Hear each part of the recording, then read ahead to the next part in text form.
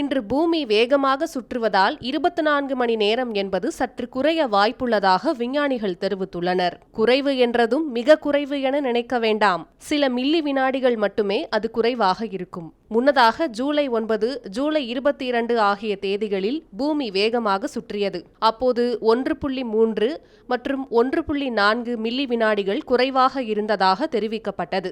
அதேபோல இன்று, அதாவது ஆகஸ்ட் 5ஆம் தேதி பூமி வேகமாக சுற்றுகிறது. இதனால் 24 மணி நேரத்தில் 1.25 மில்லி வினாடிகள் குறைவாக இருக்கும் என்று சொல்லப்படுகிறது. பூமியின் சுழற்சியை பொறுத்தவரை அது நிலையானது அல்ல. சந்திரன் மற்றும் சூரியனின் ஈர்ப்பு விசை, கிரகத்தின் காந்தப்புலம் மற்றும் இயற்கை அல்லது மனித நடவடிக்கைகளால் பூமியின் நிறையில் ஏற்படும் மாற்றங்கள் உள்ளிட்ட பல காரணங்களால் இது பாதிக்கப்படுகின்றன.